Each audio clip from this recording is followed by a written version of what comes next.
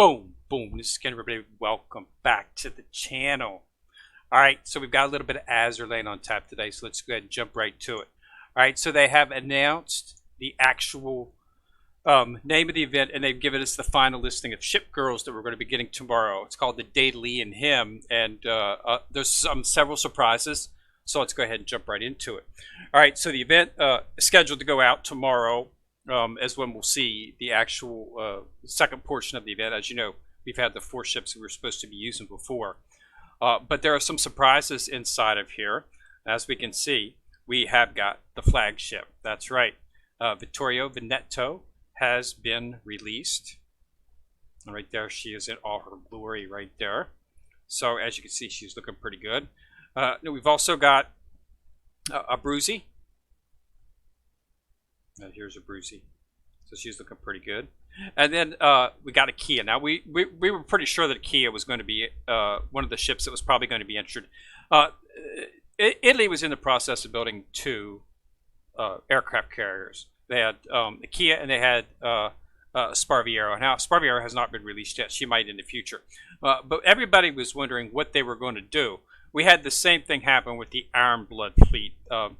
Graf Zeppelin was under construction during the war, and she was not completed before the war ended. So she was never finished, but they did release the ship, and they did actually give her an SSR rating, and they have now done the same thing with the Kia. There were 2 ships under construction, her and Sparviero. The armistice was 1943. Sometime end of the month, end of the year, last quarter, September, October. I think it was September, but don't hold me to that. I think that's when the armistice was signed, and that is when. So the construction at that time was not completed on either ship, but they did release her, and they did give us an SSR rating on her. So that is very nice. So we've got a fleet here. Capabilities are here. I mean, with the ships that we got the previous, they've got some SRs. These are destroyers, so you know, not a whole lot can be expected. This is a surprise. We do have the actual sub,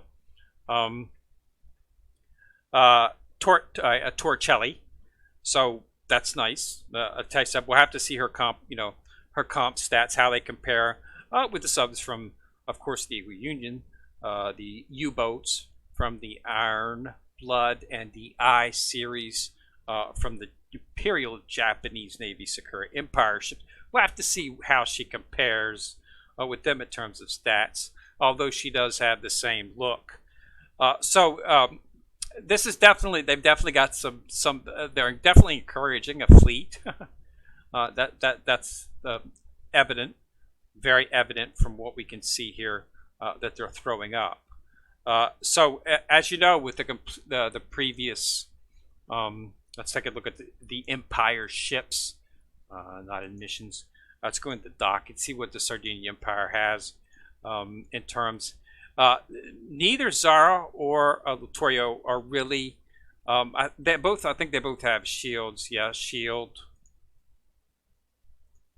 Vittorio. Yeah, the start of battle deploys 2 shields. So they got shields. So they've got the makings of a pretty good vanguard in that terms. Okay.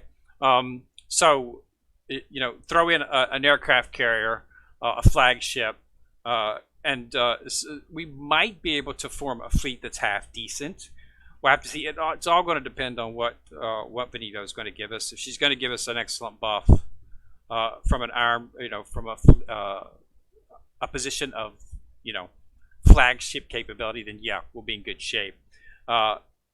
Will it survive 11, 12, and 13? I don't know. If a fleet's not going to survive 11, 12, and 13, it's really not a value to focus on leveling it up, simply because the fact that it's not going to be able to survive very long in Operation Siren, and it's not going to produce anything in the Abyss, which is where everything comes to the end, and that's where you get the mats that you need to start that next level of maxing out your count. and you need to get those mats. Those mats are obtainable inside of Operation Siren. If you can't, so to do well in Operation Siren, you need a fleet that can at least do 11, 12, and 13. Okay, maybe not 13, okay, but at least 11 and 12. Because if you can survive there, then you should not have any trouble completing Operation Siren and getting into the Abyss. Okay, now whether or not that fleet was going to make it in the Abyss, well, that's another matter entirely. Once you get into the Abyss, fleet synergy is important, but it's not as important as putting in a ship in each position that will maximize your damage and survivability. And so you don't really need to focus on fleets.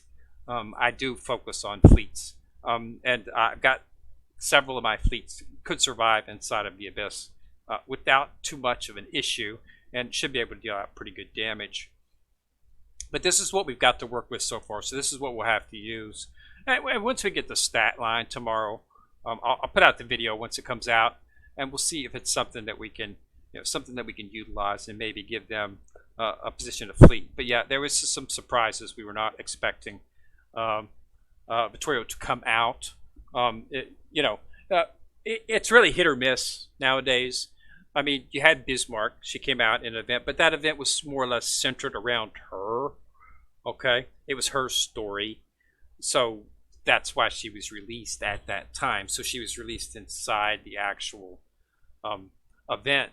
So we were expecting what we were expecting, and just like the previous event that they had for the Northern Parliament, they did not release the flagship, which is Sovietskaya Soyuz, simply because she wasn't even in the event. It was said that she was in Moscow meeting with the Parliament, meeting with the Parliament there. So that's why she wasn't even really in the event. Okay, so that's why she wasn't introduced. Maybe we're going to see, maybe this event's going to be more focused around her, more focused around the flagship, like the Bismarck event was. And that's why they're going to introduce her. So if the event tends to focus around, can focus around the ship, then you can do it. I don't know why they didn't have Sovietskaya Soyuz introduced. They gave us Sovietskaya Belarusia, but she's not really, for her to be functional, she has to be in the flagship position, but she really doesn't offer much in the terms of any type of synergy with the fleet. And her skill is extremely hit or miss, has the potential for large damage, but only if the boss doesn't move. Well, the bosses move in upper levels, and then when Sovietskaya Soyuz comes out, we're going to have to move Belarus out of the flagship position, which means the chances of her skill hitting are pretty much slim to none, which means she's a basically useless ship. So that was really not wise. I'm not exactly sure what the devs were thinking when they thought this up, but it just doesn't work. Okay, same thing with Peter Strasser. They come out with a skill, that skill of the Soviet has the potential to do a lot of damage. It could be a very powerful, making her a very powerful ship. But because it only hits static bosses, it's useless because most bosses move, especially in the upper levels. And it's the same thing with Peter Strasser. They give an excellent skill that allows for the ability to slow, but then they make it so it hardly ever procs, making her completely useless. So she's not used. So I'm not sure what the line of thinking was for those ships. Why they did that, I don't know. I guess they're trying to avoid creep. I understand not wanting to make newer ships more, stronger than ships that came out originally. But there's nothing wrong with making, in Peter Strasser's case, it's just downright ridiculous. Peter Strasser was really going to be a really good ship. It was going to be a chance to make the Ironblood fleet a really, really, really dominating fleet. It's dominating right now because it has a Vanguard that's rotating shields. Everybody has a shield up, making it the strongest Vanguard in the game by most standards. But Peter Strasser was going to be a chance to give it a little bit more oomph, making it would have made it a contender for the best fleet in the game, but they totally botched. I'm thinking that's why they made it so that it doesn't proc very often. It's because they didn't want to make the Ironblood fleet overpowered, I guess. I don't know. So, but in this case, we'll have to see what Veneto brings to the table. If she brings some good stuff to the table, it might be something to focus on building. This fleet, this event is now taking on a new meaning. It's a little bit more important now. I was looking at it as pretty much just another event to get some more ships, and then in the future possibly looking into working on the Sardegna Empire once they came out with the flagship. But since they're bringing out the flagship now, that's sort of skewed the plan into a 180, and we're going to have to determine exactly what we want to do. So I'm going to have to make a few changes to what my game plan was for the next few weeks, and I'll have to throw some things together tonight and see what I come up with. But yes, this event's going to be very important. The Daedalian Hymm, and it is releasing tomorrow, so I'll have a video once we get it out. Usually takes about, on the East Coast here in the States, usually about noon before it comes up.